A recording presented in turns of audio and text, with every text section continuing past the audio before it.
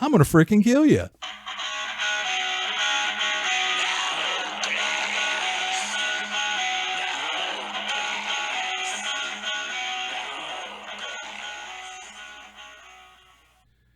All right. Ta-da-da-da. Now we're a little under the gun. Are we? I don't know. I mean, well, that's right. You usually get a notification, right, first? Oh, yeah. Yeah, so Yeah. I'd know to beat feet. Mm-hmm. All right. Is it loud enough Do we for have you? battery time and memory? Yeah. I wolf down my wrap real quick. Delicious. Actually, I'm telling you, I put a little bit of spicy avocado in there. What do you call it? Shit, guacamole, and homegrown tomatoes, some bacon, a little bit of that good sliced cheese, not that Velveeta-like stuff. It's good. It's good. You could have had one. Yeah, you could have had a sunbird. I know. I'm A just, sunbird sandwich. trust me, I'm jelly. I'm jelly, son. I'm jelly. But you know what? I better not say this if I'm being recorded, but I'm gonna freaking kill you. All right.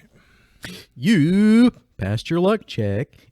It's The No Class Podcast. with your host, Eddie. And Minnie. And Matt. And Matt. She's now climbing up in his lap, licking him in the face, Giving me the licking him on the sugars. mic stand. That bacon is baconlicious, isn't it? She's so hateful. She's so mean. She's unfriendly. Minnie, would you like to say something to podcast land? I wish it'd be cool. She did a nice big bark right about that time. She's getting that big bark like Lucy's got. Quit looking. Weirdo, get down. You're a sweetheart, but get down. Boop. All right. In Anyway. his lap. Yeah. So Matt returns to the scene of the crime where he That's tried right. to murder me and my family. Yep. Back at the Casa de Bartlett. I'm astonished that I'd be sitting here. Well, my wife's not here and she's not expected home for a little bit, so There you go. you're safe as long as you're out of here before she shows up. Yeah, she'll shiv me, I'm sure.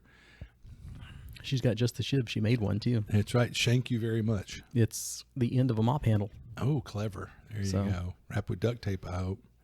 Yeah, and then it's extra splintery too, so it'll hurt the whole time, Absolutely. in and out.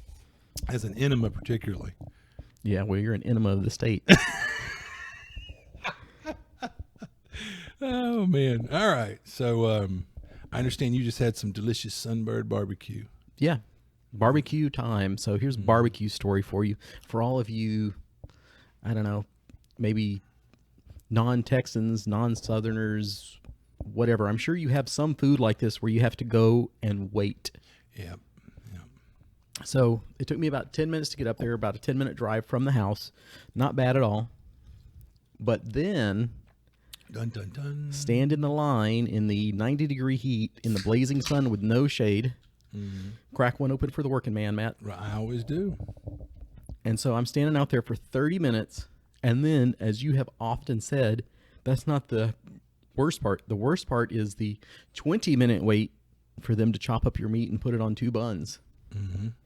It's like I've always thought I should have been one of those efficiency experts, but barbecue, the fact that it's Every like, barbecue place, not just yeah, Sunbird. it's not just Sunbird, it's every barbecue place, because we used to grouse about some of these other ones where it's like you go there and you're like, man, it's barbecue. I mean, it's ribs, brisket, sausage. It's cooked. It's cooked. They're It's not ready even to go. reheating There's it. not some really varied menu. It's like, why does it take so long?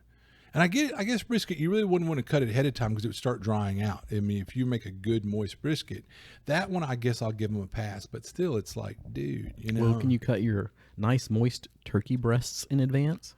That's a good question. You know what? Might be something we need to ask somebody who's like, ask Waylon. Waylon's a genius in that regard, you know. So.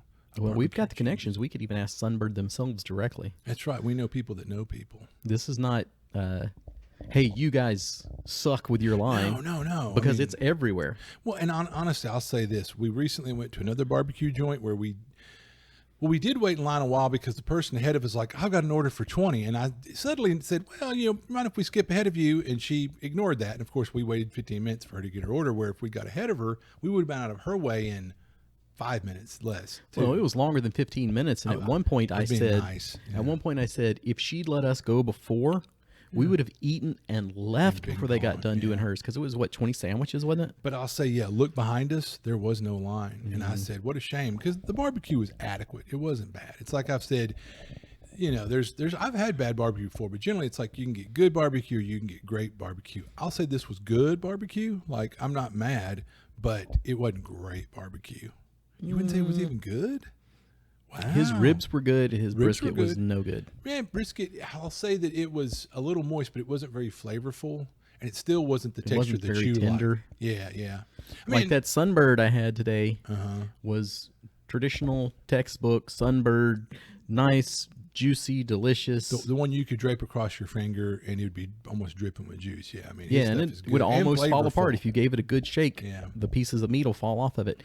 What I don't like is, like, if you've ever had the, I'm trying to think what you call it, like quick meal stuff at like Kroger's or Albertsons, where you go back in the frozen section and there's like Texas Joe's barbecue. Sadler brand is one of them. There's yeah. another one too where they got kind of a Yosemite Sam looking mascot. That's actually, I think that sounds Is like it? Sadler, but I'll say, and I've seen Sadler in a lot of places. That ready to go brisket, it's Yeah. not bad, but it's It's- not great either. It's pre-sliced yeah. and it's real super thin. Yeah, yeah. I mean, I'm not saying something that definitely go get your barbecue from a barbecue joint, but in a pinch, I mean, it's not just like, oh, this was all the worst thing I ever ate or whatever. But you could like have the how you wrap up the towel and smack somebody with it. You could do that with these pieces of brisket. You could just like slap Matt in the face and leave a big welt, which I encourage.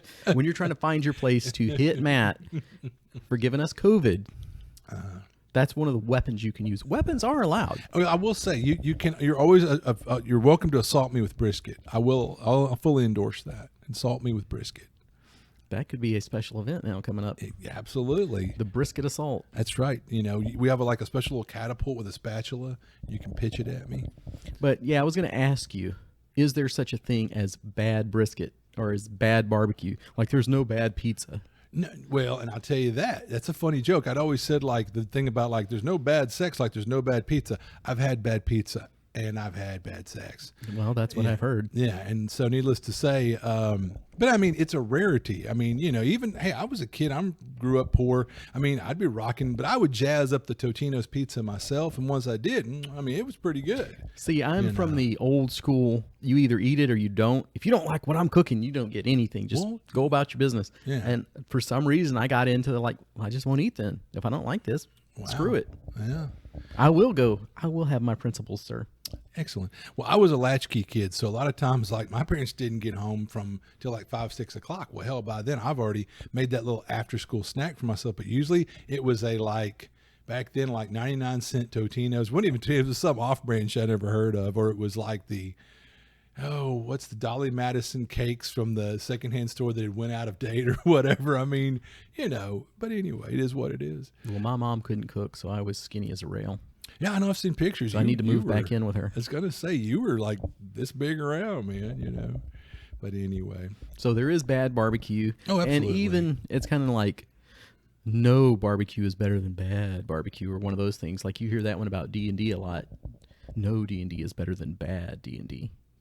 You know, to just skip it, forego it. Yeah. Well, I mean, yeah. If you've got a bunch of players or a game master that's a shitbird, you know, whatever. Exactly. But there is bad barbecue, and there's plenty of barbecue that I would walk away from. Yeah. Like I remember that one freaking gas station that we went into that had the little barbecue. It had like a little strip mall sort of thing, food court sort of thing in it. Yeah, yeah. And it was barbecue, and it was like, well, okay, what did you expect from Quickie Mart barbecue? But meh. It is what it is. No, yeah, that one place that's going towards Dallas, it's got like gas and barbecue and something else. It's kind of. Hold on. But yeah, I think it's called Duke's or something, and it's like, it's not great barbecue. You know, it's barely adequate or something. I remember we stopped there, didn't we? Yeah, but to me, it's one of those things. It's either worth being great or it's not worth doing. Yeah, well, I mean, here's the thing about it is, this is the sad fact. No matter where you go, if it's crappy barbecue, great barbecue, awesome barbecue, they charge a mint for it regardless. Yeah, and you're paying for it. If I'm going to pay for it, it better be good. I mean, that's like, there's a place that Eddie hit me to called 5D out in the sticks. Worked my way around the menu. Pork chops were juicy and Steak delicious. place. The steaks are amazing. They're on point. One time I brought a date there and she ordered a chicken breast, and I was kind of like, I bring you out here and you order a chicken breast? I'll be damn, I had a bite of it. The moistest, most delicious, flavorful chicken. I mean, they don't do anything wrong. Chicken fried steak, even ribs. And I'm the guy who will tell you, hey, you go to a steak place, don't order fish or barbecue and then get pissed. It's a steak place. That's their specialty. Even the ribs were delicious. I think John got those and I was like, are they good? No, he's crazy about them. But I went there and they're proud of it, but they have a right to be. It's really good. It's really choice. The owner will come around to your table, talk to you, all that kind of stuff. The servants are, the waitresses and stuff are cute. You know, it's just a all around great place. But I went there one time. Once. And me, my ex, my dad, and my stepmom, all of us. It wasn't just one person or just all four of us, our steaks were bad. And not just like, it's a little gristly, but it's very flavorful. No, I mean, it was bad. Like someone had soaked them in lighter fluid and all you could taste was lighter fluid. And I thought, this is not the place to have this level of an error of this.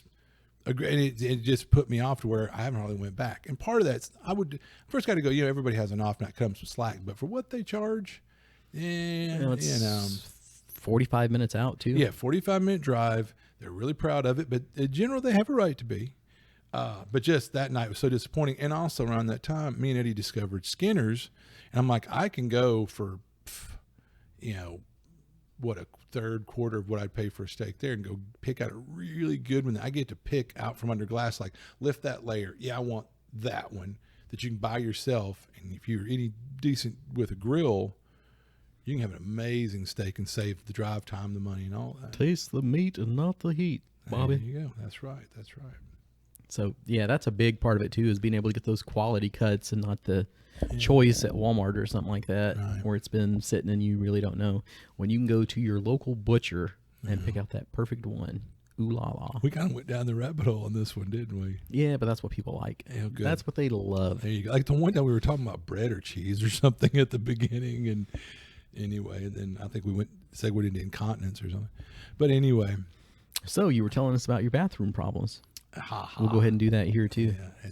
Luckily, everything's working as expected. Hey, if you were a hot dog, would you eat yourself? I see our friend Gary got around to making that post about our bet. Yeah, and so far we're winning. Yeah, well, we knew that. But all we do is win, unfortunately, in this case. But that's exciting. And I was going to surprise you on the podcast, but our friend Ryan let the cat out of the bag. I don't know if you saw his sub post under there, but I'm going to be on Rolling Bones. Yeah, I'm going to be on the Smoking Bones podcast, so that's kind of ironic. Yeah, there you go. There you go.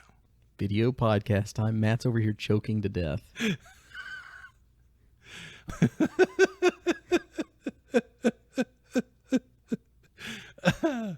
Oh, anyway.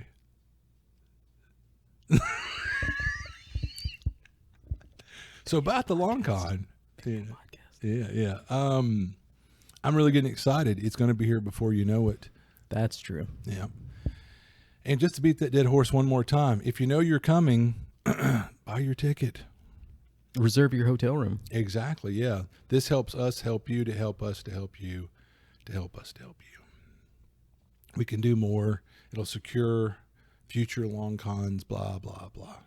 Do the thing. Thank you. Do the right thing for your children and your children's children. That's right. You want this to be there for them forever. Oh, total just dirt. But on the way over, the person in front of me, like people have like stick figures of their wife, the kid, their dog or something like that. The person had little baby feet with angel wings on the side of it.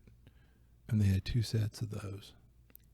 Thank you for bringing down the podcast. I know. But what is that? Does that mean like they've lost 2 children? I mean, God bless them. That's awful. Why? That's just. But that seems.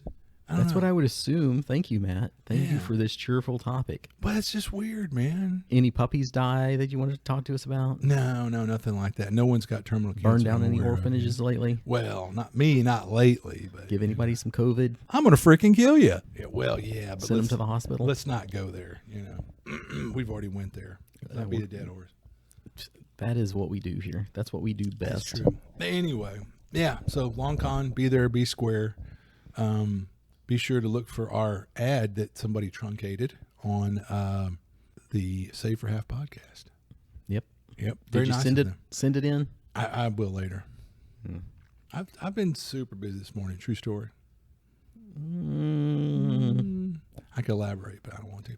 I'm gonna freaking kill you. Anywho, I think you owe it to our listeners to elaborate. okay, so I've been out till like 10 o'clock every night with work, and I've worked like the last 6-7 days. Anyway, it feels like it.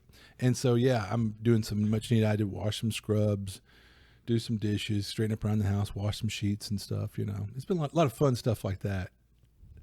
But anyway. Your white sheets. No, I don't own any white sheets. Mm-hmm. That's what he says. Someone might think I'm a ghost or something. I hope we still have our listener in London, England. Yeah, definitely. They will definitely not believe you. They will not believe your story. Yeah, whatever. I think Ace knows we're too classy for stuff like that. I'll always remember the story with the cat and the laser pointer on sight. The site, yeah. That's too funny. Yeah, but I mean, that's fine to make that generalization about Texans or Southerners. But I mean, unfortunately, there are people even in our own country that like, oh, if you're from the South, you're obviously some racist cracker or something. It's like, no, not. I mean, there's some, but I mean, there's some everywhere. There's people all over the world and all over the country that are racist. But anyway, you got to love generalizations. Don't mind if I do. Exactly. So, anything else about long con, sir?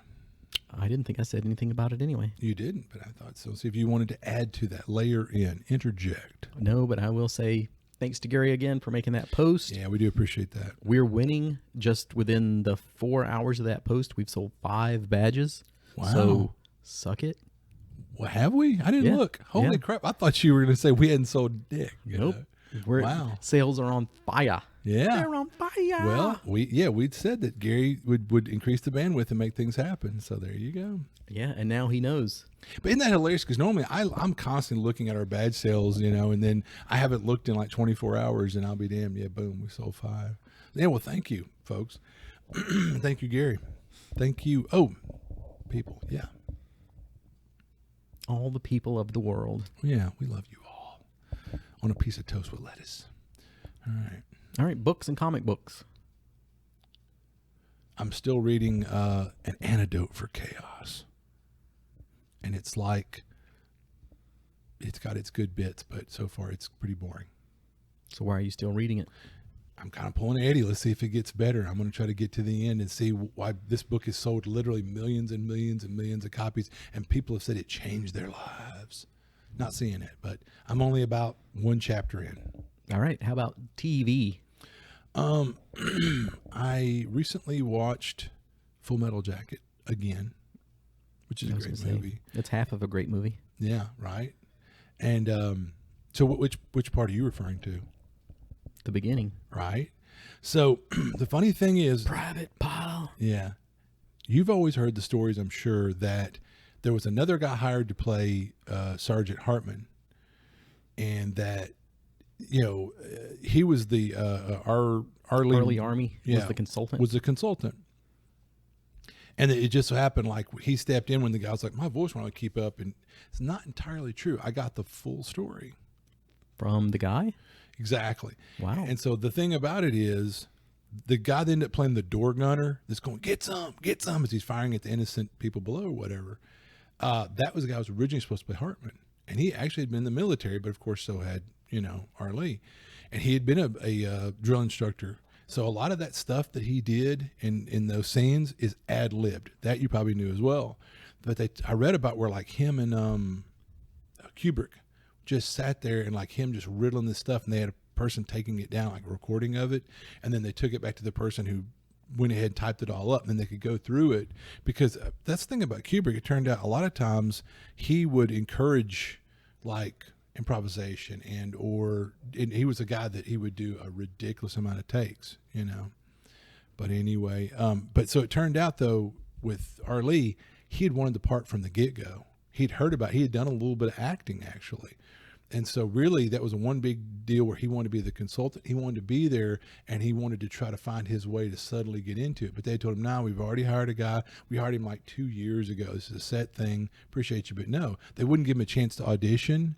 So at one point, when they were having some of the actors first come in and they wanted them to experience and see what it's going to be like, they said, well, that guy's off somewhere else. Hey, would you mind stepping in? He's like, oh, I wouldn't mind at all.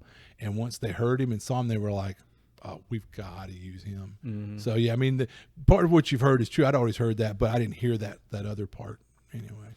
But for people that have been in the military, we've heard all those before, too, in real life. Yeah. That's not just like, oh, that's some made-up stuff. And I like that. There was an interview with him where the woman said, oh, your character was so despicable and awful and terrible. And she goes like, she didn't seem like, are you so like that? And he goes, oh, no, I'm a sweetheart. I'm a pussycat. But he goes, I've known drill instructors that acted like that or whatever, What does he do that's so evil?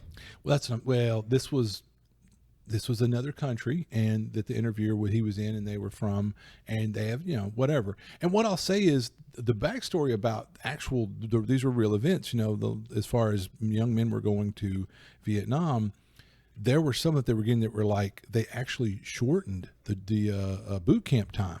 Mm-hmm. So these were guys that weren't getting the proper, not that boot camp necessarily prepares you that well to begin with, but they were shortening it to just, what's what I'm looking for, like the mill. They were just trying to get these kids to Vietnam as hard and fast as they could.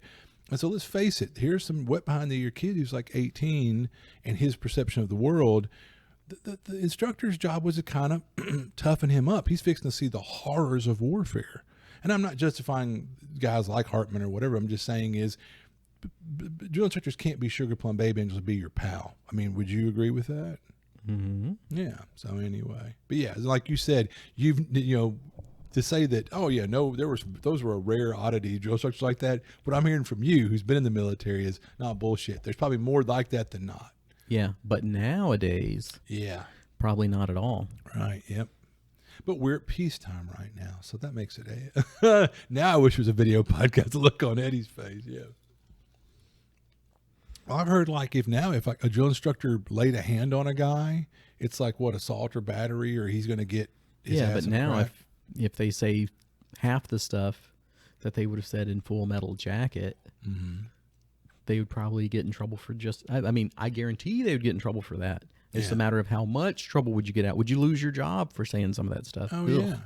Well, like the scenes where Pyle's walking along behind the rest that are drilling, sucking his thumb with his pants around his ankles. I mean, you wouldn't see that now, and that's just pretty humiliating stuff, but, but I remember my friend Micah, that was in the military. When we all got to high school, a bunch of my friends went in the military, and Micah told me stories about, there was one guy that was overweight. And even then, we're talking, this is a time when most people, like what they would call overweight now, we would go, he's maybe barely husky or something, but this is the 80s. And this guy, they called him Fat Body. And he'd be like, I need my fat bodied individual for an extra run. Hey, Fat Body, come over. That was the nicest thing they said about this guy that was kind of a little chunky going into basic. It's like, we got to get that fat off you, Fat Body. That was, So, I remember Micah telling me stories and other things that it's pretty wild. But, why R. Lee went into the Marines was the old classic thing back in the day. A lot of guys went in the military because it was that or go to jail. Oh, okay. Yeah, and his was one of those deals where apparently he was a wild child. He was a badass.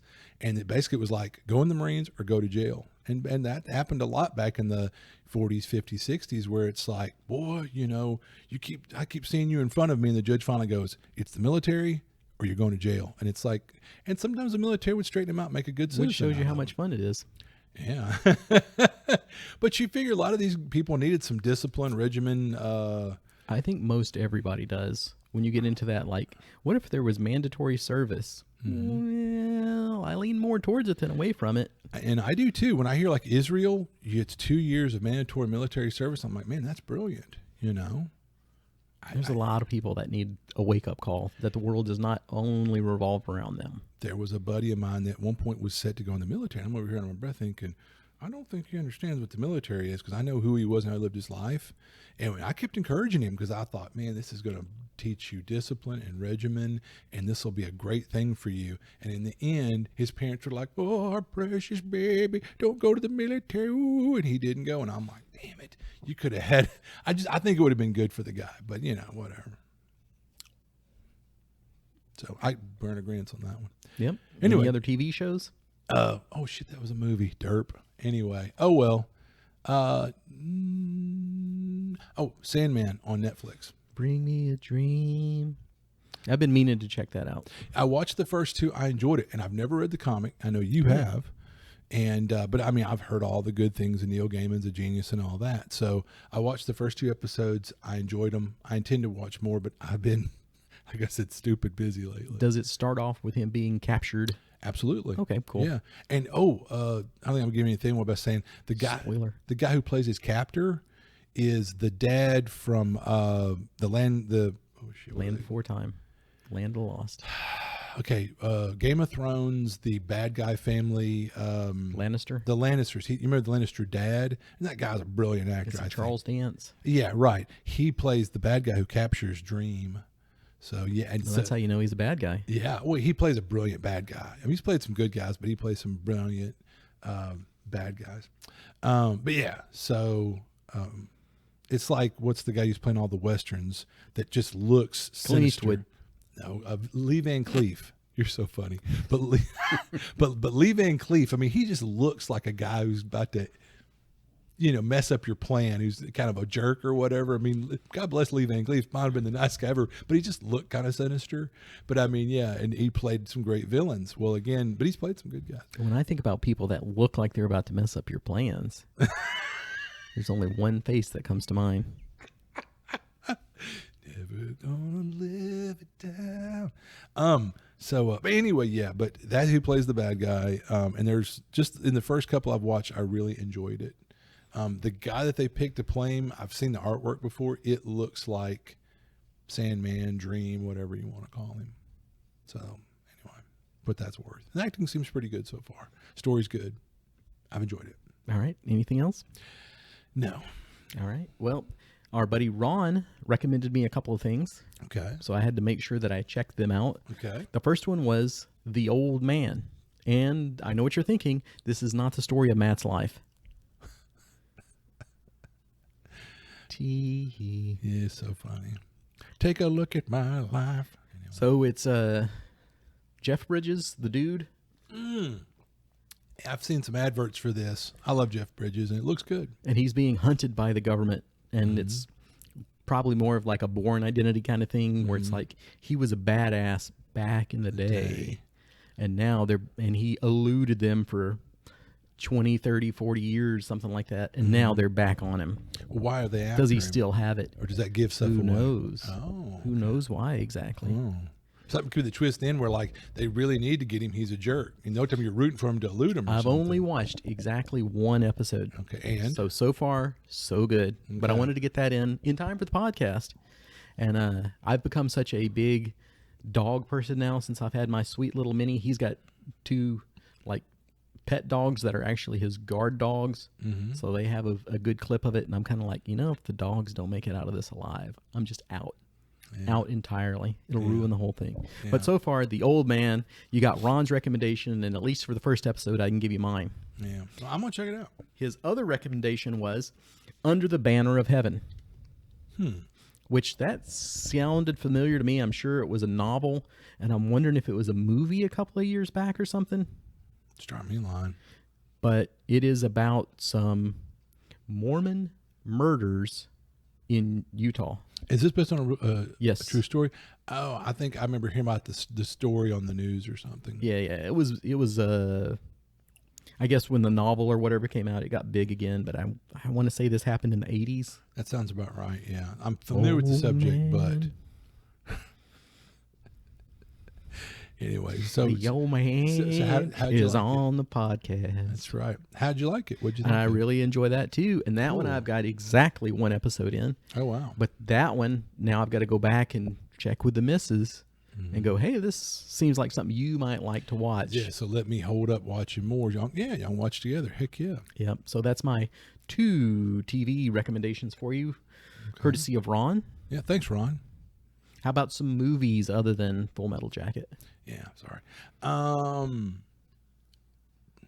No, but then again, it's only been a week since last pod. I've been busting my ass since then. But we'll say people at work, and this is still back to TV shows, movies, they're talking about what's the new thing that Ryan Gosling is in? Are you familiar? There's a new Netflix show or something.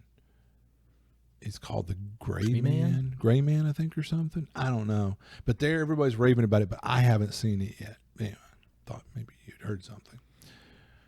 And then what's the one that's on Hulu that everybody's raving about? I keep seeing on Facebook in my feed. Probably the one I'm about to talk about. Excellent. Let's hear about it. Is it Prey? Yeah, I think so.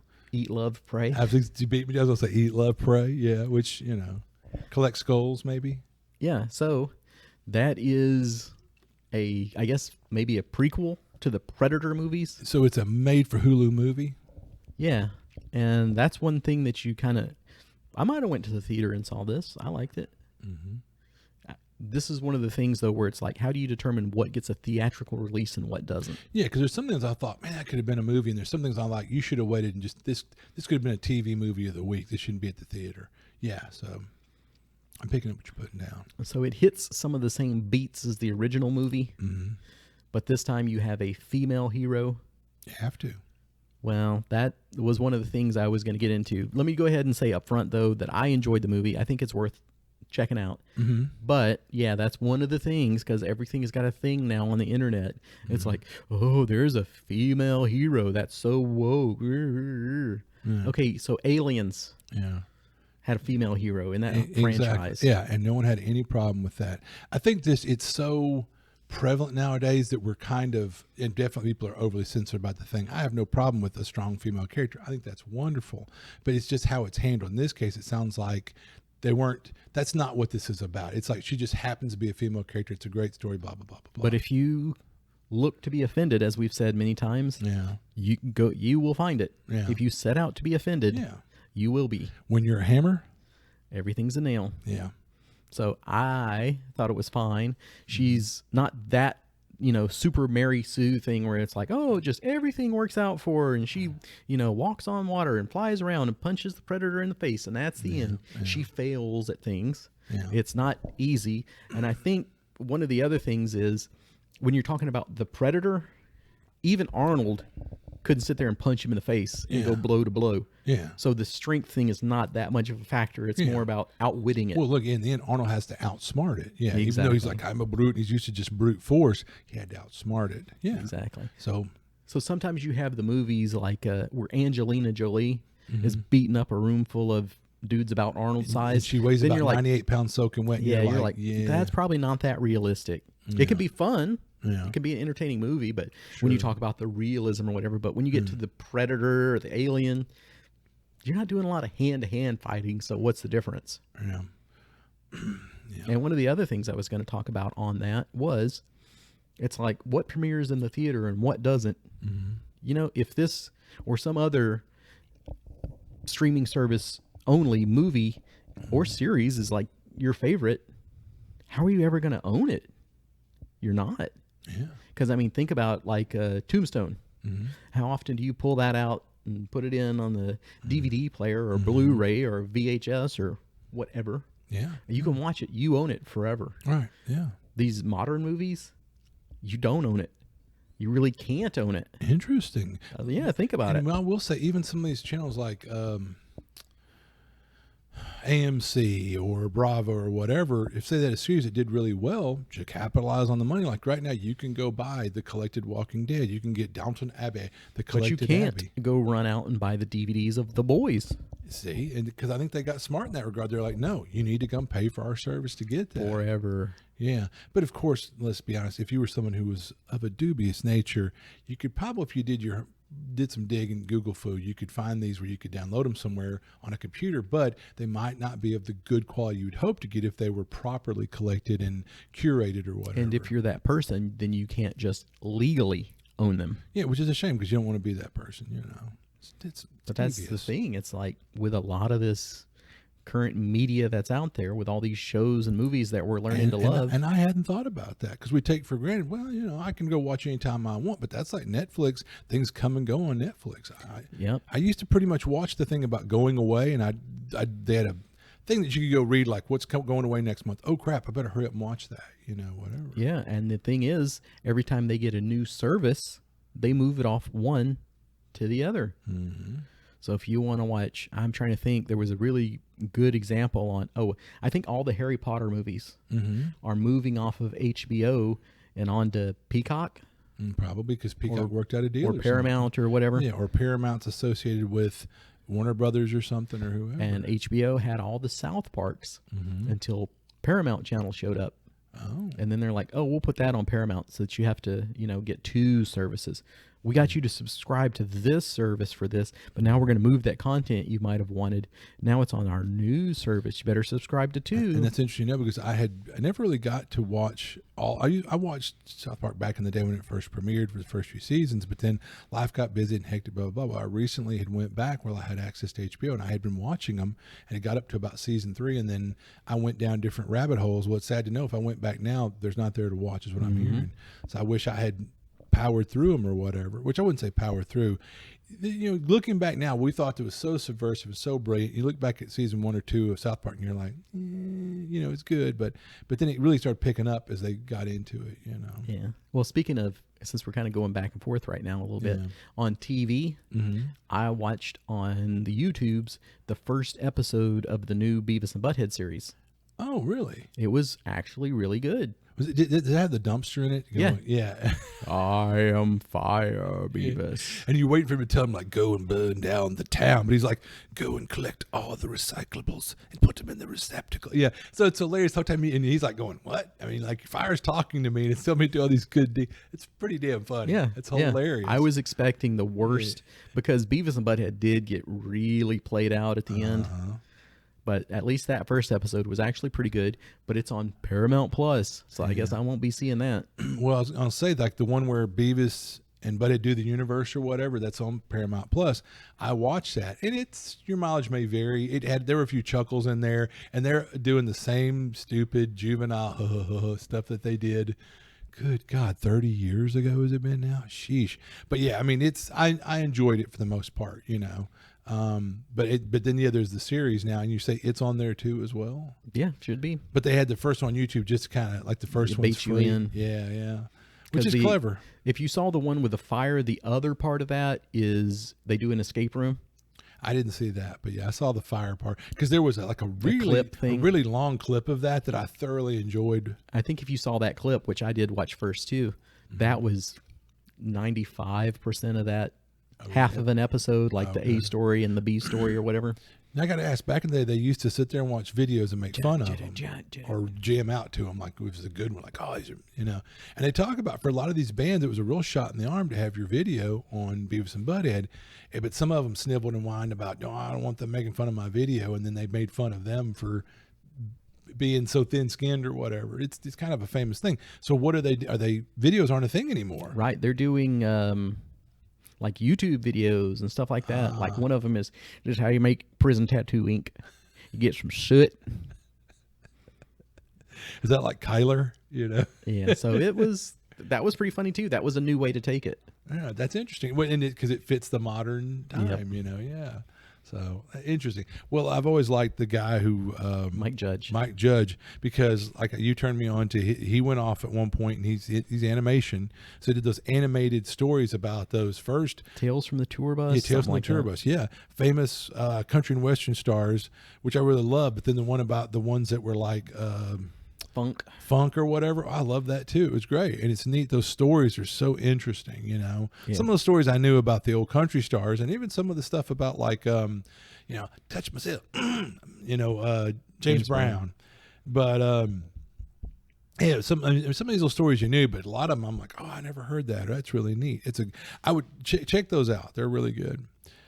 But yeah, not like Mike Judge. But just about everything. King of the Hill. Yeah, he touches exactly turns to gold. Life in Texas is. And what's funny was what was it, Office Space? Initially that tanked. Idiocracy. Yeah, but in both of those. But once they went to video, that's when they became like cult classics or whatever. Well, Idiocracy gets more accurate every year, so it's disturbing to say the least. Yeah, but anyway. All right, video games. Again, I'm on my. I've sworn off until I make the Great American novel, the Great American module or whatever. You're not going to play any video games until you do your module. That was what I set for myself to help motivate me. But you're going to read this novel. That's not very great. Well, I'm doing it like when I have a really good treatment, where the patient's not acting up. You know, I mean, work like I could be doing this at work. Well, I guess technically maybe I could if I had the right, like a what do you call it, a laptop that worked or whatever maybe. But so I used to have an iPad with my old job. I did work on an iPad. But anyway, yeah. I'm not buying an iPad. Anyway, carry on. Video games. Darkest Dungeon. I'm back on it, baby. Oh, wow. That just shows you in what a drought I'm in right now. No shit. I didn't see that coming. Me neither. It's really not taken. You know, like I won't lie. I have that bug after me and my nephew talked about 76. The other day I thought I could go get the PlayStation 4 out and plug it in. No one would be the wiser, you know, just play a little 76. I loved it the first time until it crushed me into the ground. Then I came back to it a little bit later, and I really enjoyed it the second time until it crushed me into the ground. And the third time, I've just had my heart broken too much, so it's almost like I can't get into it as much. Yeah, that was Eddie will tell you, and we talked about it on the podcast. At one point, me, him, and Cody, ironically enough, were all playing at the same time. And at one point, Eddie looked, because you can see on Steam your buddies. He's and I'm retired. Yeah. And Cody owns his own business, which is a computer shop, so he could play anytime he wants. Yeah, and you'll say I had like 4 times as much playtime as them combined. I really got into Darkest Dungeon, and I jumped in at not the first tier of play, but the second tier of difficulty. And I mean, I was storming the trenches, but yeah, like you say, when I lost my party horribly, I was so upset, so heartbroken, so discouraged. I, rage quit. And I've tried to go back a couple times, but as soon as I start playing, it's almost like I can see their faces screaming as they died due to just what seemed like bad dice rolls or something. And I was like, nah, the moment's gone, whatever. I'm not.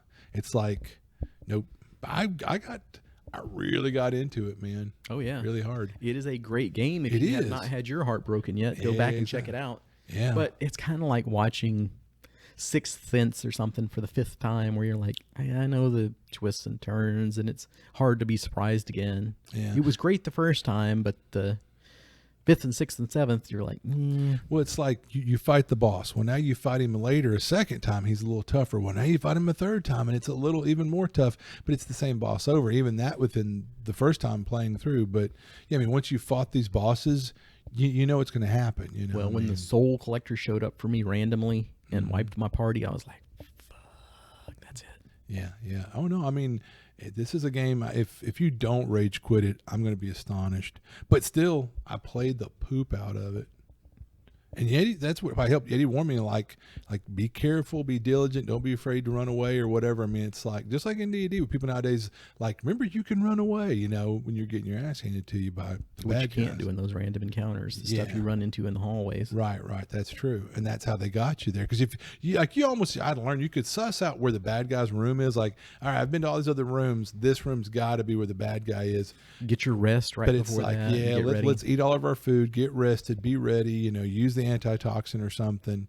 Or like if you're beat to a nub by the dungeon, you're like, nah, you can withdraw from the dungeon. Don't go in that last room. You're gonna die. Yeah, not if it's a random encounter in the hallway, and that sucks.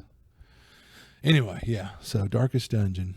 Yep. It's tough, but I tell you how much I liked it. I've almost thought about trying to recreate that within a game. Yep. Like DCC or Savage Worlds, where recreate the different character classes or whatever.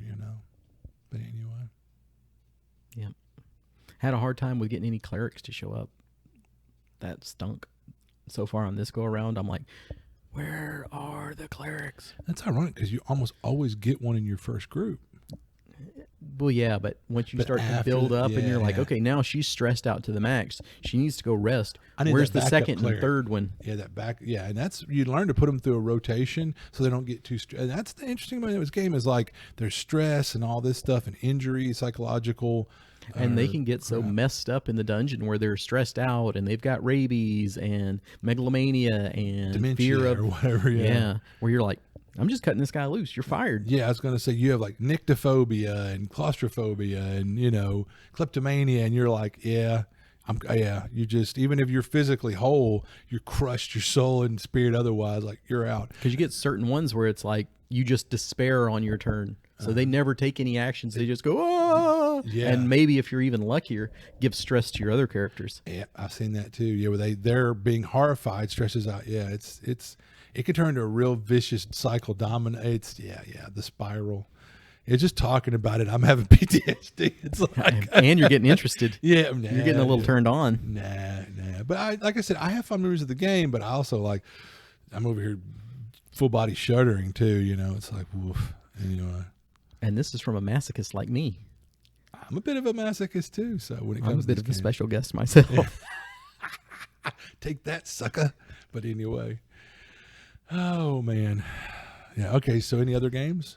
Yeah, speaking of masochism, I recently ran a game at Dragon's Nest. It was like some people that were playing on some Saturday nights and kind of disorganized at the moment. So this is sadomasochism is what I think it's going to. It could be, but this was just kind of to see what was going on, see if they wanted to start an Adventures League or not. And so far it seems like not, which, hey, I'm all for that. Yeah. Just doing your own thing. There's no reason to add that extra layer on there. So there we were. What happened was. There we were. So I'll lead off with this since Matt already knows. It was a 5th edition Adventures League that ended in a TPK. Wah, wah. Smoked them all like turkeys. The killer GM, the hanging judge over here. You got to do it sometimes. Yeah. So there was 4 players that were going through the adventure. They went through 1 combat, and they had got kind of beat down, and there was a lot of, oh, crap, I hit you. GM screen. Because I know a lot of times even public games, we don't usually use the GM screen, and for Adventures League, we don't usually, so you can see it and go, hey, you didn't roll all those 19s and 20s. Right. So it's fair across the board. But I will admit, sometimes I use it so I can go, yeah, I missed. You can save the players, yeah. Or, I didn't just roll 10 points of damage. I rolled 2 points of damage. I said about Eddie, he's going to kill you, but he's going to do it fair and square. Eddie's not the guy that's going to have cheat you, have a grudge, be petty, and you said something snarky, I'll kill your character. He's not that guy. But he's going to kill you, but he'll do it fair and square. Yeah. But there's sometimes it's not cheating. It's not cheating you. It's cheating for you is why there's a GM screen. Exactly. At least in my case. Yeah. No. And again, same principle. So there was in that first combat, there was a lot of, you got hit, and let me pick up these 15 dice, and you take 2 points of damage. Yeah. Looks like you got another point of damage. So we went through that, and they barely made it through. And I said, okay, the combat's over with. If you guys need to do anything, if you want to head back to this one area that's like a safe space, you can do that. In Arizona. So if you guys want to do any of that. So you even gave him the tip. I love that. Yeah. The hint. If you guys want to do anything. Just the tip. If you guys need to do anything, if you got anything to take care of. There was a cleric in the party. Wow. And don't forget, this is 5th edition, you have your level-based healing dice you could do with the short rest. Yeah. Yeah. Rookie mistakes, what I'm hearing here. So they move on to the next encounter, which it was kind of in a bottleneck, but they're underwater. So technically they could swim up, but nobody ever moved back or forward. They pretty much just attacked it one at a time as it slowly kills them. So as the first person, the fighter gets knocked down. That's always a good sign. Yeah, the fighter is down. So the cleric got them right back on their feet. No. So I was like, all right, and I'm moving my little mini. I'm like, all right, I won't be that much of a jerk to you guys. I'm not that much of a jerk. I'm going to have him move over and try and attack somebody. And that would have kind of opened up the position a little bit too for the party. Yeah, help throw them a bone. So the guy sitting next to me is like, no. There's already been some GM benevolence. So I think it should attack the guy that's down. So I'm like, all right, if you guys want blood, I'll give you blood. So the guy that's down starts getting attacked. Well, this is the cleric that's like, I think you should attack that guy. Because in the previous combat, the brave fighter had teleported behind the cleric as soon as he took one hit. Wow. He's like, I'm out. So I think that sort of set there's off a little grudge there. A little inter-table, yeah. So there was never any healing. Which is my favorite kind of cleric. Those guys never moved back or anything. We're like, screw it. we're dying here. Let's withdraw retreat to safety, because it was a snail that was killing them. So easily they could have been like, peace. Yeah. We're gone. Yeah, because 5th edition has a rule for like, I'm going to disengage without drawing an op and then flee. Yeah. It's a snail. So they were killed by a snail. And it was a flail snail. I love that's a classic. Which has an anti-magic shell. Awesome.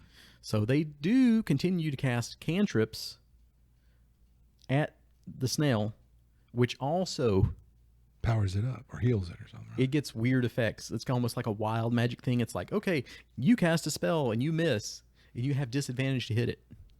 So you get to roll if you cast something on it. It hits that shell or whatever. Yeah. So it may be poof, just a flash of light, or it could be like your spell gets cast back on you.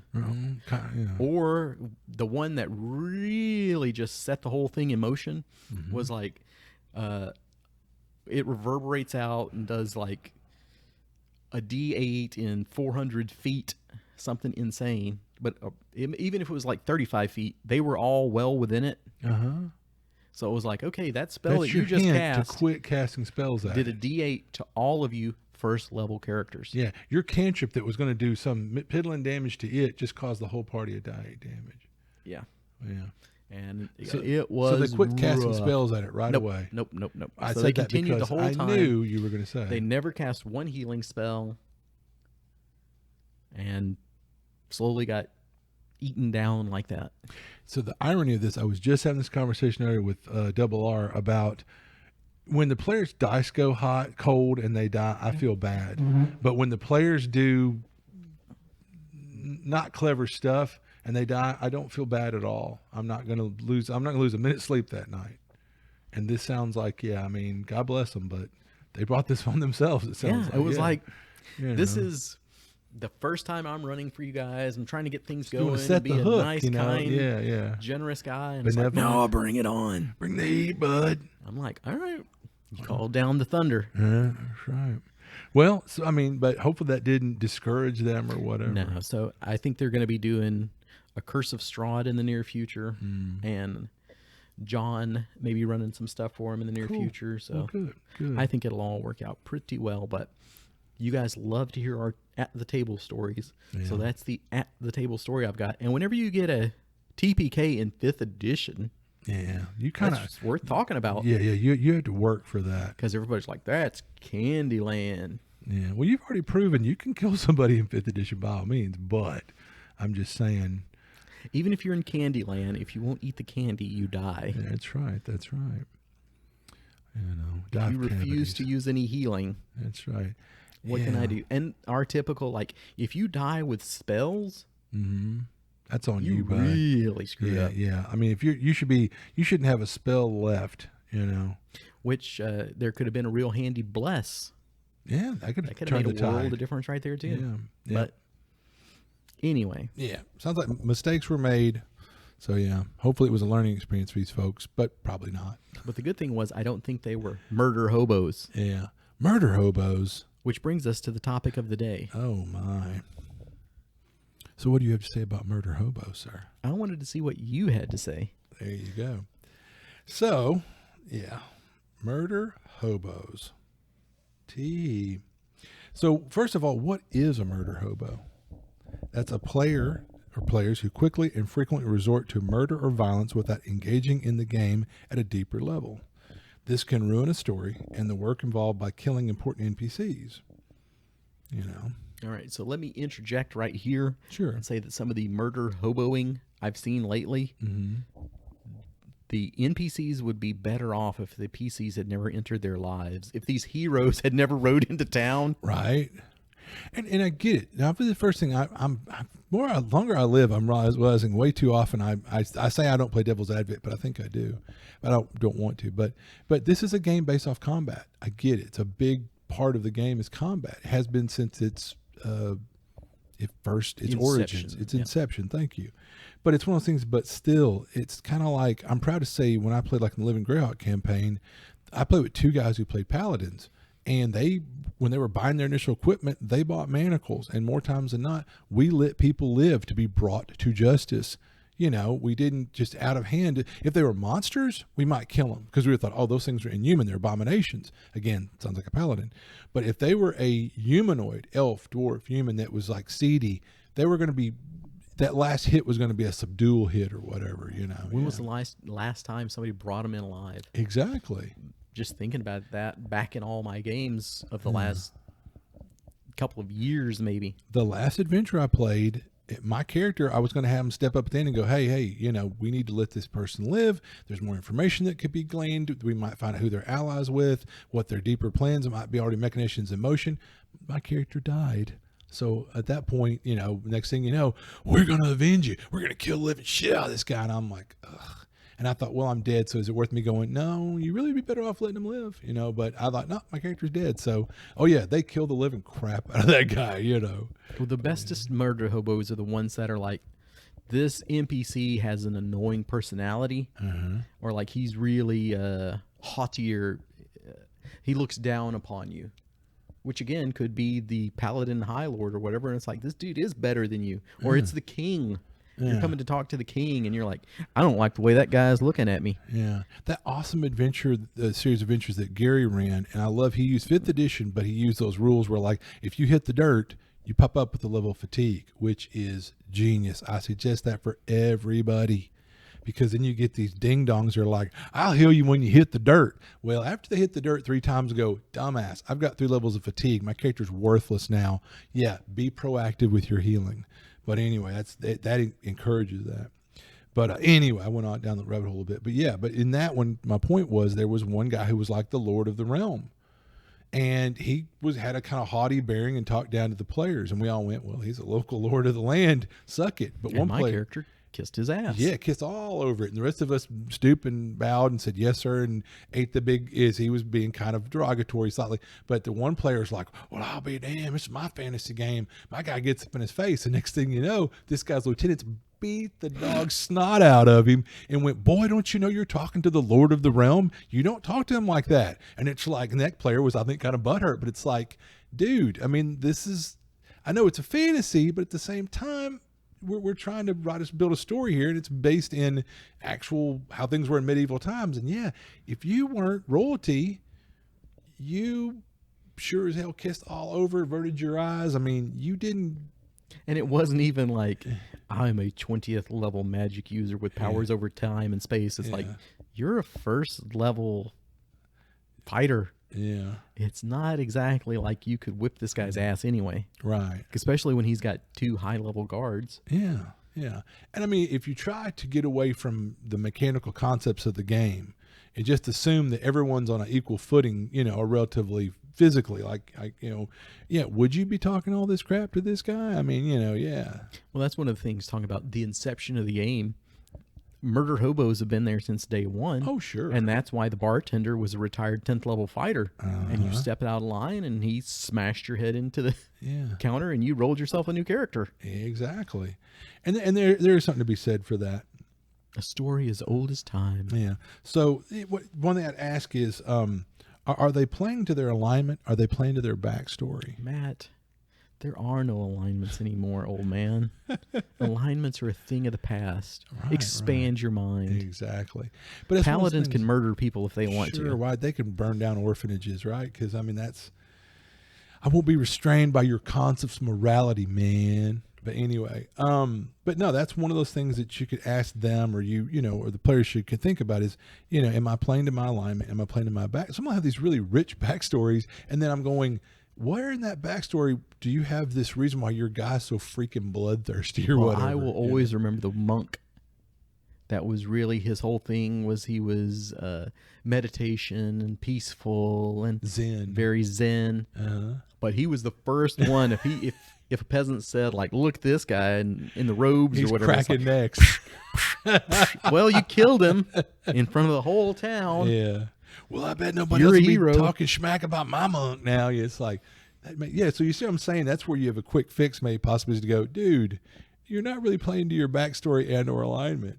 So when you talk about quick, like the one quick fix is, and this might be your first thing to lean on is, first things first, talk with the player individually. Pull them aside and go, hey, man, I'm trying to tell a story here, you know, and you're you're shitting on it. That's how my character is. I got to play. This is what my character would do. And that's might be what they said. So that quick fix isn't going to work. We're going to the next level, folks. Yeah. So in play, ask them to explain their character's justification for being so vicious. He smarted off to me. I ain't gonna let no peasant talk to me like that. All right. So make them, but at least hopefully asking them to explain it will make them think about it. Why am I being so vicious? Who knows? Because I'm better than them. And then finally, you be sure to have real world consequences. Okay. Yeah. And by that, I mean, the local constabulary of the law would probably absolutely come down on them. I thought you meant real world. Yeah. Well, you get to smack them in the face. Yeah. Give one of these to the back of the head. Pow. But in the game, have the authorities come down on them. Even if, let's say, this is some lawless territory in the land where there's no local authority, this guy's got a wife, he's got kids, he's got a brother, a dad, uncle, whatever. So the angry widow, children, brother could come after him. Well, then once again, if you're like, my character's a 10th level badass and the people in my group will come to my defense or whatever. Well, if the peasants, and that's how convenient, well, that one uncle is a 20th level, whatever. You could do that or not, but that gets old. Don't forget, these people could go hire an assassin or mercenaries to come after the party. And after that third or fourth assassination attempt, they might be like, damn, maybe we shouldn't just outright kill every peasant. Why are you picking on my character? And these are the things you're prepared to hear. And as always, as we mentioned many times, session 0 is a great time to discuss expectations. Is your expectation to kill every person that ever looks at you, sideways or something? Yeah. And that's where, like I say, I was going to get into people talk about wanting a rich, story-driven campaign, but then they shit all over it. Right. And they don't put into it. Yeah. It's like the GM is supposed to have it all laid out and understand exactly that completely unrealistic thing that they did. Like, oh, I introduced this character and he'll be your friend for the next several years of the adventure, and he'll be the one that lifts you up when you're down. And it's like, but actually he kind of has a bulging coin purse right now and I'm poor, so I'm going to stab him. Yeah. You're like, and this is kind of segues into last time we talked about expectations versus reality. And that's what we're talking about for the players, but now we're talking about for the DMs, the game masters. Well, I will say this too, like you said, 10th level, whatever. Are there 10th level murder hobos? Or is this just pretty much a low-level problem? Do you outgrow being a murder hobo? Like, this peasant's not worth me robbing anymore. Yeah, but again, we talk about definitely they're probably more emboldened when they're 10th level to when Lord Rukenforth, sneers at him and says, peasants out of my sight. It's like, son, I'm a 10th level badass. I'll kick you I'll curb stomp you or whatever. It's like, wow, really? But again, it's like, I get it where there's certain players that they're like, well, in real life, I've got people that demean me and poor mouth me, but this is a fantasy, so now I can step up to them and smack them in the face. No, sometimes in the story and in the world, you still have to kind of turn the other cheek or, grumble. But that's where, on the other hand, instead of you going into their face, you could just smile real big and you go hire an assassin to kill them, or whatever. Or work to change it. If you think, the king is such a jerk to me. Yeah. Okay, maybe he's a jerk, but maybe he is the best person for the job. Yeah. Or maybe he's not, and there's some plot to it. Maybe the GM's building up the king being a jerk because you need to eventually build up support and replace the king, instead of just like, well, we walked up and we stabbed him and now we're outlaws and hated in the land. And well, let's say, let's look at Star Wars. If in the first one, Ben, instead of, just turning off his lightsaber, old Ben Kenobi, instead of turning off his lightsaber, he had fought. Remember, he beat Anakin years earlier. I have the high ground, Anakin, or whatever, and beat Darth Vader. Well, they would have been over right there. Think of this rich, beloved. Well, what if he had just stabbed Han Solo to get his ship? Yeah. Been like, I ain't paying you. Yeah. I'll fly the ship myself. And so here's this beloved character who's kind of a smartass and kind of quirky, but he's the beloved, smuggler or whatever. So my point is, there's these interesting rich characters, but here's what a great deal was. By the third movie, we've been through all this rich story. Darth Vader gets converted by Luke. At the end, it's like, oh, my son, and he gets to come to the light side and he's redeemed or whatever, because he's allowed to live until that point, even though he does some despicable shit. But that's an actual villain.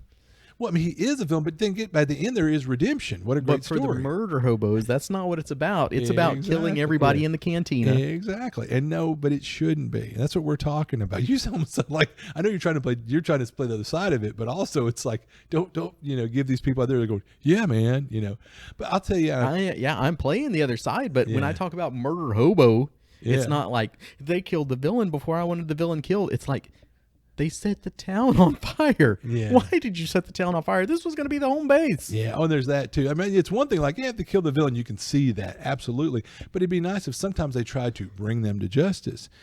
But I'll tell you, there's the problem is it goes way back in the day. Like the first time the players will go like, well, we captured, Count Dooku or whatever, and we take him to the authorities. And then the next time it's like, he escaped. And then the players go, we won't make that mistake again. Next time we catch him, we're going to kill him. And it's like, good Lord. But I mean, they would look at you like, well, you set us up for that expectation. I mean, you let him go. Well, it was part of the story. It doesn't matter. It's like, if he can escape, we're going to kill him.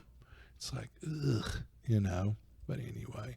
So on that one, some players out there would go, well, yeah, I mean, they're going to keep, if they keep escaping, that's one thing. But look at comic books. How many times is the Goblin been in jail or the Joker or whoever, and they're going to keep escaping and hearing. But is your character Superman or Batman or the Punisher? Yeah. Everybody's character is the Punisher. Yeah, exactly.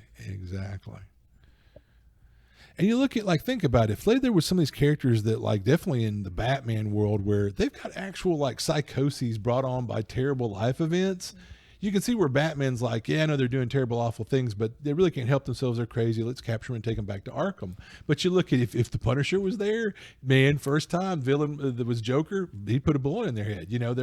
He's like, I don't care if you're crazy. You're a menace to society. Kapow! And it's like, wow. But that play to alignment, and you have to look at what the Punisher's alignment is as opposed to Superman, Batman, whatever. But that's where I would say it's one thing if your backstory is like, my guy's a blood. I mean, if you're setting out to play the Punisher, I'll get it, I'll expect it, and maybe I'll talk to you or go, well, we'll play that kind of campaign. But if you write a backstory that sounds like Batman, but then you play him like Punisher, I'm going to go, hold up a second, or Superman or whatever, where truth, justice, and the American way, and I'm all about, doing the right thing. Die, Lex Luthor. Wait, what? Mm-hmm. He's just too much of a menace. I have to laser him in the face. But again, if you're a hammer, all the problems are nails. Yeah. I'll just kill that guy right now, and we won't have to worry about it ever again. Yeah. And I mean, yeah, so. But what really, that doesn't bother me as much about the murder hoboism. It's when the villagers or what have you, the quest giver is like, I'll give you 200 gold if you'll if you'll retrieve this or you'll rescue the princess. And it's like, we could just murder you right now and take the 200 and save all the hassle. Yeah. But that's where I will say this. Years ago, I knew some guys that were originally playing what you would call your traditional heroes. And they're doing all this heroic stuff or whatever. They're going to do it. Well, the guy running the campaign at one point, they fought a vampire. And the vampire bit one of the players and gave them vampirism. And so at first the player was like, oh my gosh, and that's where seeing something like the Living Campaign or even I think, Adventure League or whatever, if your character becomes a vampire, you're now a monster. You have to retire that character or whatever. But the other side of that is, in this case, this was a home campaign. So the one guy goes, dude, I'm a vampire. Look at all the bennies and benefits. Screw it, I'm saying a vampire. Well, then the other players are like, shit, we want to be.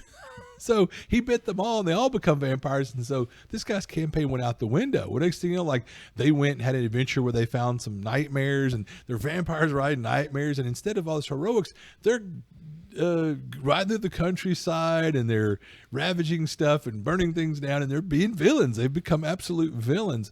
And it turned into that kind of campaign and their game master went with it. And next thing you know, instead of the monsters that you would stumble across to take their loot, you've got these collectives of priests and paladins that are harrying them, trying to put them down, like this, who's the guy that always fought against Count Dracula? It was Van Helsing. Van Helsing, yeah. So there's these Van Helsing collectives that are trying to put them down because these guys are a menace to society, literally, So anyway, but that campaign muted and they embraced playing bad guys, and the campaign went off the rails.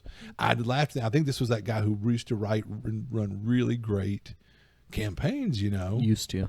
Well, yeah, I mean that Till might they have drove him away. Yeah. They broke his spirit. broke his spirit and his sanity, but yeah. So anyway, So back to expectations. yeah, You can have there's one now that we're doing where you're playing villains, and it's like, hey, I expect you to go out and do some horrible stuff. Or if you're doing Barbarians of the Ruined Earth, I expect you to be heroic. mm-hmm. I expect a lot less murder hoboism in that. Yeah, and Eddie loves Barbarians, and I appreciate it. It's a great game system, and kudos to Mike Evans. But I will say, when we tried to play it, we had one guy that wanted to play more of a traditional post-apocalyptic kind of a grindball character, and that would be fine in other systems, but that's where it did seem a little bit of an ill fit. Even though I liked his concept and the idea was sound, I would say in almost any other system, but it's for some reason with Barbarians, I know particularly it kind of rankled Eddie that it's like, this is like Thundar, which we watch as kids, and this guy's a younger guy. He's probably never seen Thundar, don't even know. So I mean, the idea that he was playing this sort of grindballish character didn't seem, at least particularly to Eddie, a good fit for that system where you're supposed to be high flying, over the top, Saturday morning cartoon heroes or whatever. You should be playing heroes. It Good was guys. two different ideologies or whatever you want to say. Like, Yeah. I'm going to be a gritty, grimy drug addict. And I'm trying to think, was it like cyberpunk coming almost into Thundar or something? Well, I know that what I liked was he was kind of going with kind of a Sixth Sense kind of thing where part of the actual class, and it's one of those underrated classes in Barbarians, but it's like they constantly see spirits from dead people. So he was playing up the fact that, ever since he started being able to see dead people, it's driven him nuts so the idea was he was taking the drugs to sort of So why was it quiet the exactly like all voices. of the previous characters? Well, I will say there were aspects absolutely that were there, Yeah. But yeah. But anyway, But again, it goes back to, if we'd had a session 0, we could have said, all right, everybody, we're playing heroes. You're good guys. Really embrace being goody over the top. Whatever I would say. Which, yeah, I seem to remember him like stabbing a bum. Yeah. At one point, he tried to like stab a bomb or something, and then at one Over point, nothing. And I remember like at one point, like when the zombies came out and were attacking the innocents, and that's when on like Thundar and Uklan Air would be like, we must save these poor people or Yeah, and whatever. he's stabbing them. And he's like, he's like, oh, perfect opportunity. Where there's a distraction, I'm gonna go stab this guy and go do something naughty behind the dumpster, like instead of running to stop the zombies. So yeah, Which goes back to that, would these characters travel together? No, they would not. And that's one of those things that makes it tough for the guy who's trying to role play with the person who might be trying to role play, but he's playing an incredibly divergent character. When we talked about this on some podcasts before, it's like when you're that one guy who's like, everyone else is trying to play the Justice League, but you're Batman. And it's like, yeah, Batman really doesn't work well with others. I'm a loner, Dottie, a rebel. I do my own thing. I work best in the dark alone. It's like, well, then why are you with this group? Mm-hmm. But I really wanted to play Batman. It's like, well, make a different character. Anyway. But yeah. So, what else would you say about Murderhobos? I hate it. I'm not particularly fond of it myself. It's ruining the experience of role-playing games on both sides. I don't want to play with a murder hobo, and I don't want to run a game for murder hobos. Ding, ding, ding, ding. I don't want to narrate the horrors that you heap upon the world.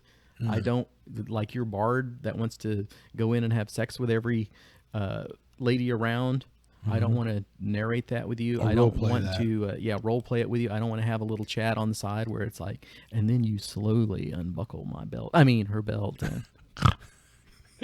There Got you him. go. Got him. You got me.